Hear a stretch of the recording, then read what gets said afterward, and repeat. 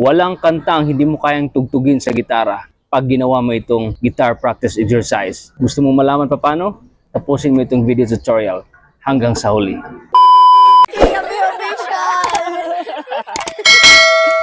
What's up guys? So ang video tutorial natin ngayon is about lahat ng kanta ay kaya mong tugtugin sa gitara pag ginawa mo itong guitar practice exercise na ituturo ko sa inyo ngayon. So para magawa mo yun, ay sundin mo itong mga chords na ituturo ko sa inyo. Assuming na lahat na chords na ituturo ko dito ay alam mo na. Pero kung hindi mo pa alam, tingnan mo yung mga video tutorial ko pa isa-isa about sa paano gawin ang chord C, paano gawin ang chords D. Pag nagawa mo na yun, gawin mo na to. Okay, so diretso na tayo. Wala na tayong paligoy-ligoy. So ang unang chords na gagawin mo is chord C. Next chords is D. Next chords is E.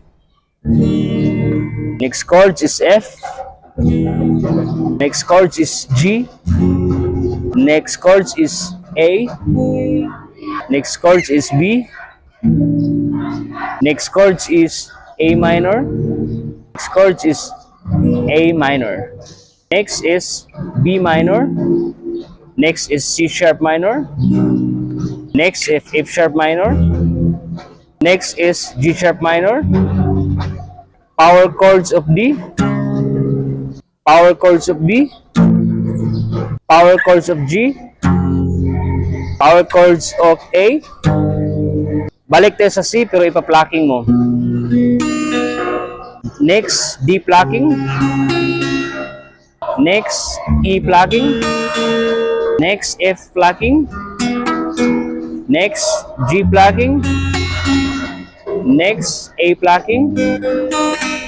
Next, B plucking. Next, E minor plucking.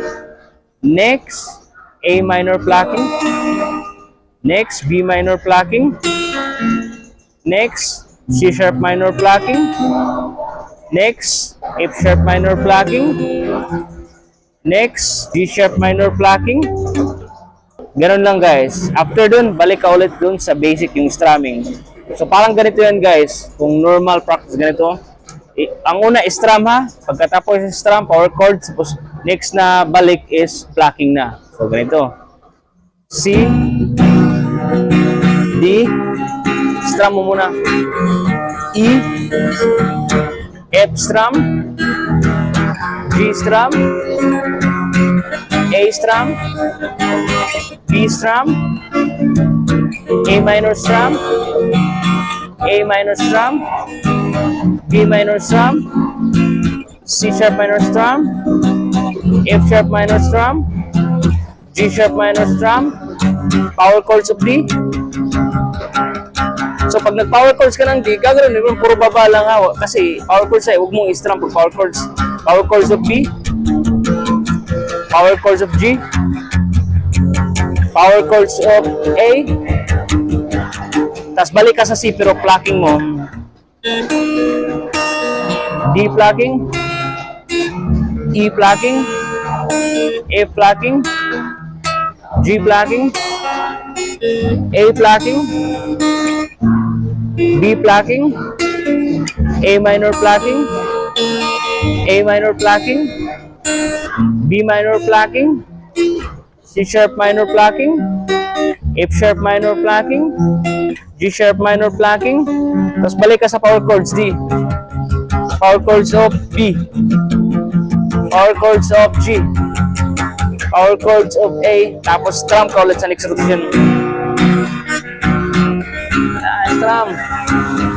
E strum.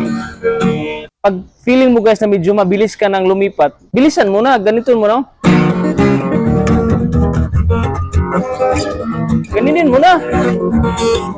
Ganinin mo na kabilis. Kasi pagdating sa actual na kanta, pagkakanta ka ng kanta ng gusto mo, easy na kasi yung exercise mo mahirap. Kaya nga ito, tinatawag ko to na walang kanta na hindi mo kayang tugtugin sa gitara pag nagawa mo ang guitar practice exercise. Kasi ang practice mo dito, palipat-lipat pabilis ng pabilis. Plucking, meron ng plucking, meron ng power chords, meron ng strum. Kompleto na guys, wala nang kulang nito. At kung magtatanong ka, bakit ito lang yung mga chords na binigay ko? Bakit walang ibang chords na mga diminished? Bakit walang mga sustain? Kasi guys, 95% sa kanta ng buong mundo, mapaluma man hanggang ngayon, is ganito lagi ang chords na ginagamit. Nandito na lahat yung chords guys. Kung meron mang chords doon na wala, bihirang-bihira na yun. Kasi may mga kanta talaga guys na may mga diminished, sustain, pero bihira lang ang mga kanta na ganun guys. Usually talaga, 95 to 90% na kanta, ito lang yung chords nila. Oh, sinasabi ko, C. Usually ang kanta may C talaga guys. 95% na kanta may C, may D, may E. May B minor ako, may F sharp minor ako, may E minor ako, tapos may power chords ako. Paulit-ulit lang guys, walang nagbabago. Kung mayroon mang chords na wala akong nabanggit dito, ay kayo na mag-study. Yun na yung assignment nyo na mag-aral kayo ng self-study. Kasi nga, may mga kanta talaga na may mga diminish, sustain, augment na kanta. Bihirang-bihira yan guys. Kahit magsimula tayo sa mga lumang kanta hanggang ngayon, yan na yung assignment nyo. Yan na yung pang-advance na guitar. Yun yung challenge ko sa inyo, pag-aralan nyo yun. Itong tutorial natin ngayon about sa mga chords na binigay ko, pag nagawa mo to, plucking, may strum na, may power chords, lahat na ng kanta matutugtog mo. Saka tatanungin mo, bakit unang runs natin, unang rotation natin is strum? Kasi nga, doon tayo sa basic, kasi pag kanta talaga strum eh. Bakit sa next run may plucking na? O, kasi pag may kanta na gusto mong tugtugin na gusto mong mag-plucking, kaya mo tugtugin. Bakit may power chords? Kasi may kanta na rock, may power chords o.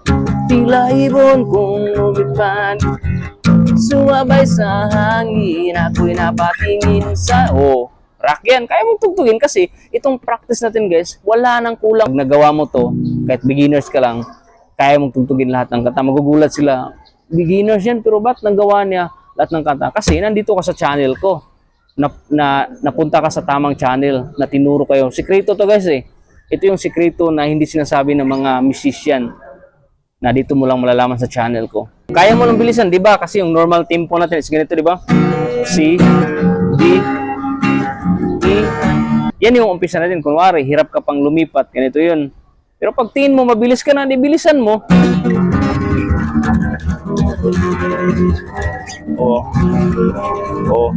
Bilisan mo. Power chords. Power chords, plucking. Plucking, bilisan mo rin pag plucking. Ngayon, pagdating sa totoong kanta, kaya mo na. Kamukha mo si Paraluma. Plucking. Kaya mo, walang problema pag plucking kasi may plucking tayo na practice eh. Nung tayo ay bata pa, ang galing-galing mong sumayaw, mapabugi na no cha-cha. Gusto mo power chords? Pwede rin. Nakakaindak, nakakaliw, nakakatindig, balahibo. Pagkagaling sa eskwela ay didiretso na sa inyo. Diba? Ang kantang love song, pwede mong gawing rock song kasi alam mo na mag-power chords.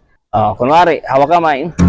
Minsan madarama mo kay bigat ng problema. Minsan mahirapan ka at masasabing di ko nagawa. Gusto mo i-strum? Minsan madarama mo ang mundo. Gusto mo i-plucking? Minsan madarama mo. Kompleto na. Kasi yung exercise mo kompleto, walang labis, walang kulang. May strum, may plucking, may power chords. Huwag mo lang alalan yung adlib. Kasi maraming kanta sa buong mundo guys na walang adlib. Maganda pa rin pakinggan. Nasa sayin kung a-adliban mo yung kanta mo, pwede mong gawa ng adlib, pwede wala. Sana may natutunan kayo sa video tutorial ko yun guys. At kung meron, paki-subscribe sa YouTube channel ko, paki-likes, comment, and see you in my next video tutorial.